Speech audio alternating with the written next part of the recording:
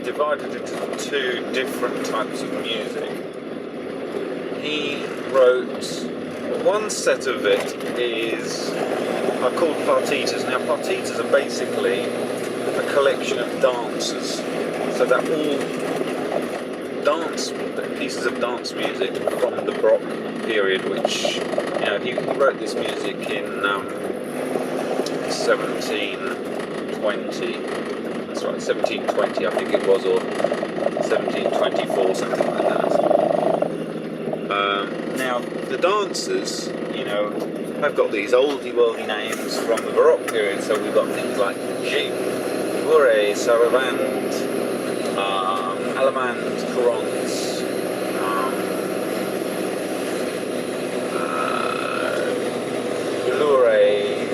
so there are lots of different types of dancers, and basically they all have their own character, and some of them are very fast, some of them are very slow.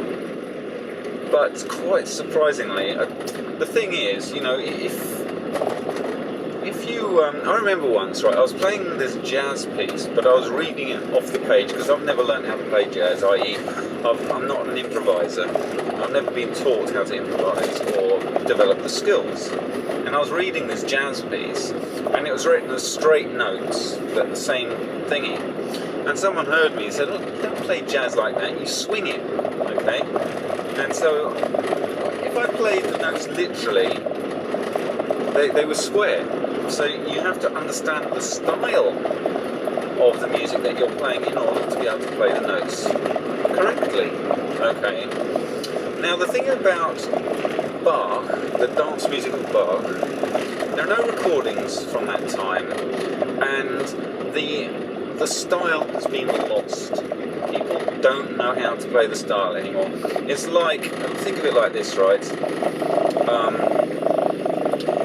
A lot of people now buy ready-made food, okay, from the supermarket. Now, if you have more than one generation of people just buying ready-made food from the supermarket, the new generation doesn't know how to prepare and make real food, okay? So, say in 50 years' time, if everybody's just been eating ready-made food, and then someone says, "Hey, have you heard of this idea called cooking, right? It's really fantastic. I got this recipe book." Now, of course, recipe books are very detailed in what they tell you to do, but if they weren't, it wouldn't be obvious what you had to do to learn to make proper food again if you had some kind of strange notation. Now, that's exactly what's happened to Bach, right, okay? Because the dance music at the time went out of fashion, if you like, and then centuries later someone picked up the solo violin piece, started playing it, and they had no idea about how to play it. The notes were there, but the style is lost, okay? So that is one of the major problems that you have with playing the dance music of Bach, okay?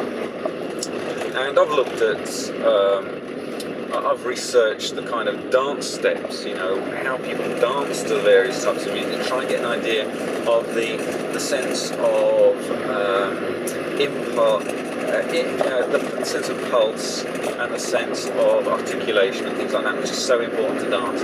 But curiously enough, you'll be surprised how often you hear these types of dances in pop music today. So, for example, I was playing one of the Allemands, okay?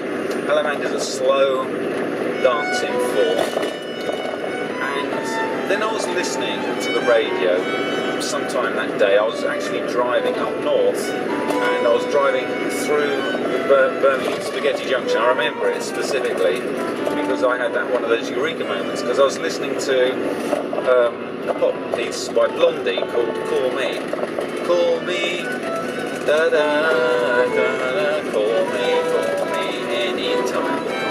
And it suddenly occurred to me, actually, that is an Allemande, okay? And hearing that, I suddenly realised what Bach wants from an Allemande, how to play an Allemande, okay?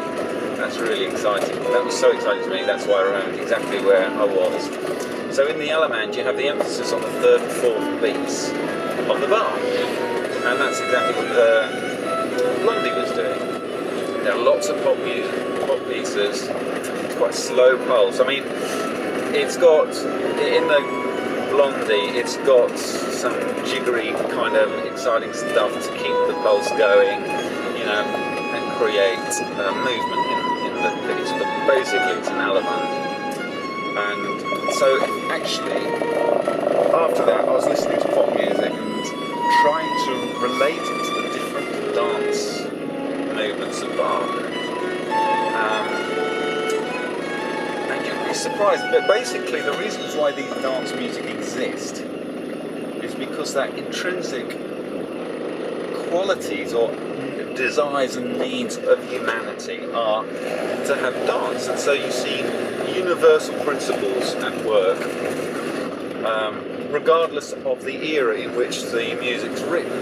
And that's exactly what you find when you look at pop music, when you look at Bach. Okay, so in my music, from which I play my Bach, I've got little notes, you know, like Blur, whichever piece, Tracy Jacks or something. This is, you know, this is a thingy, a Courant or whatever.